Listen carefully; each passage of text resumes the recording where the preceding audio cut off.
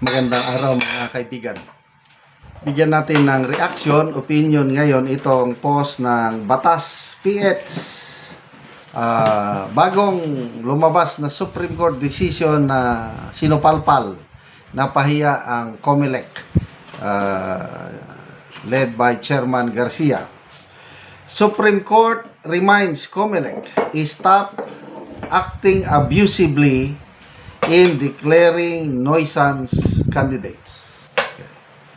The Supreme Court has found that the Commission on Elections gravely abused its discretion and violated the right to due process when it declared Senatorial Bet Subair Guntom Mustafa as a nuisance candidate for the 2025 midterm election.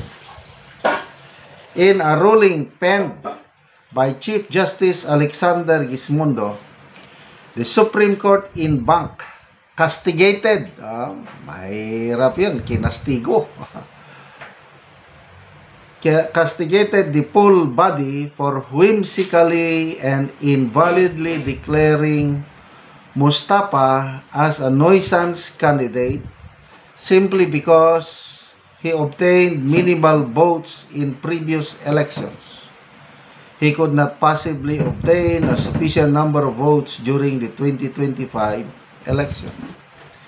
The Supreme Court also reminded the COMELEC to stop depriving the people of a legitimate choice by declaring candidates as nuisance candidates simply because it perceives that said candidates have low chances of winning as purportedly shown by their previous dismal votes.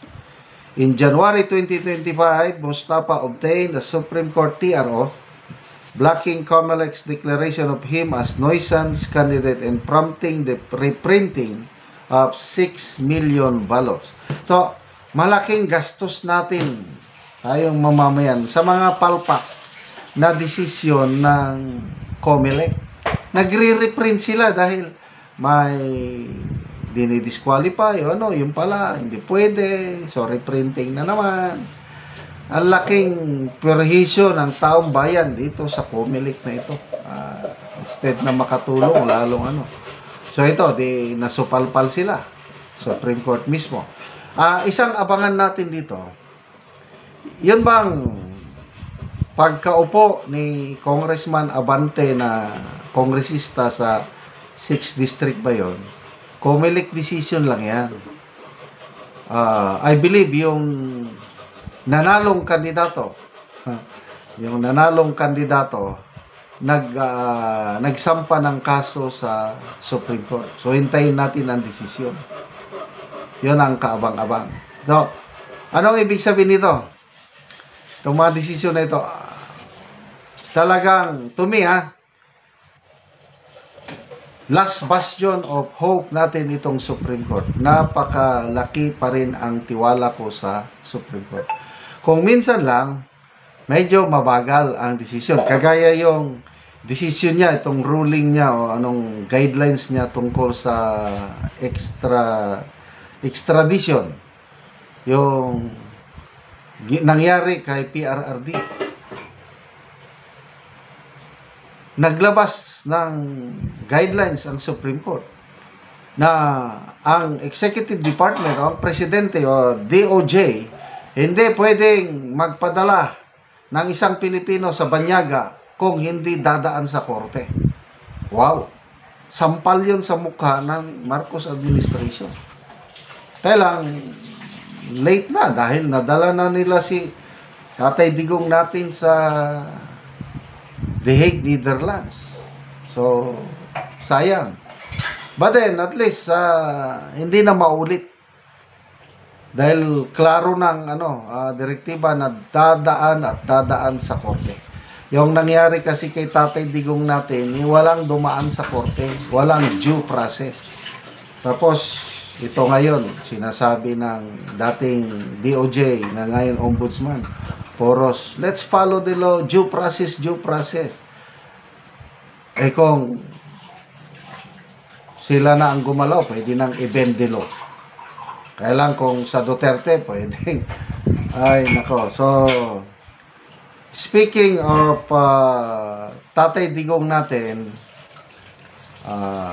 sa ngayon, mabuti naman ang kanyang kalagayan dahil palagi siyang nabibisita ng kanyang pamilya.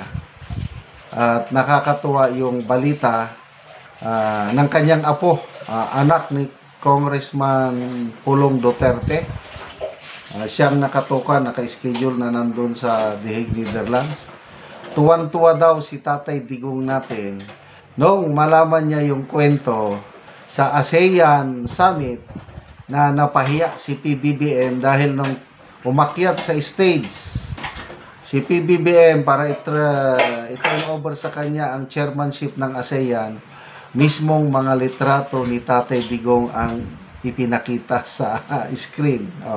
Di ba? Tuwan-tuwa daw, tumatawa si Tatay Digong. So, sana ganun palagi. Ano?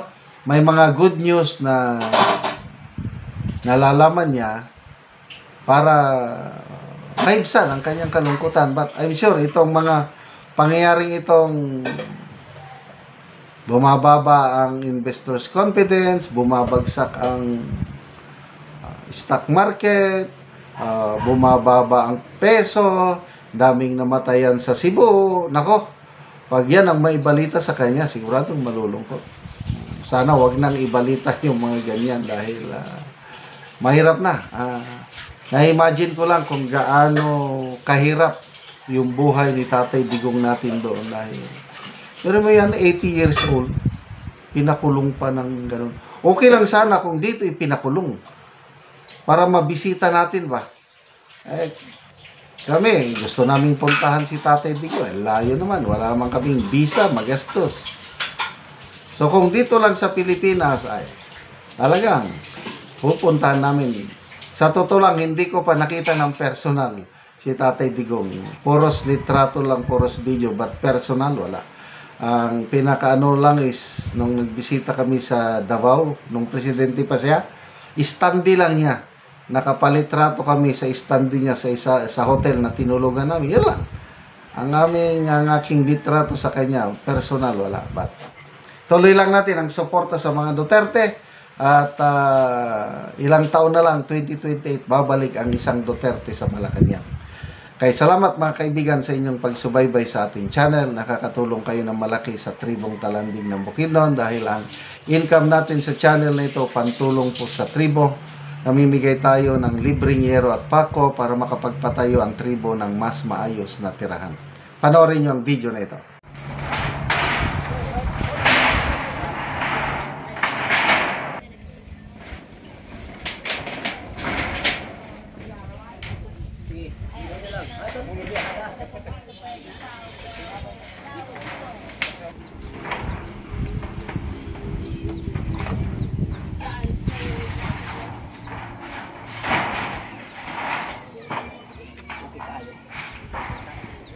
Tayo ah.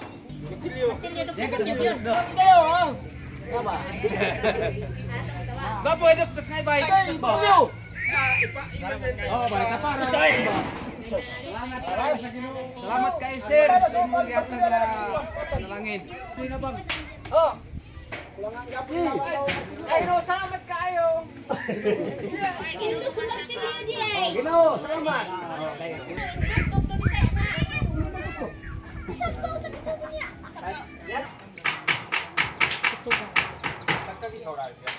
Salamat kayo sa Ginoo. Itabangan ni.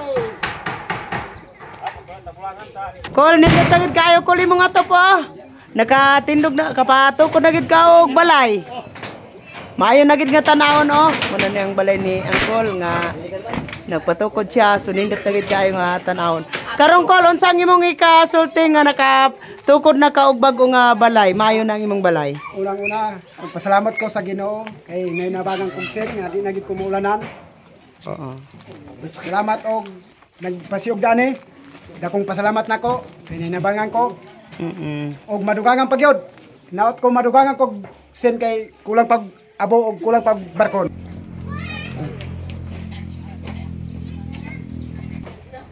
naot ta nga magpadayon ni nga hinabang kay daghang pa nga mangayog may pan tabang. Oo, sige, salamat.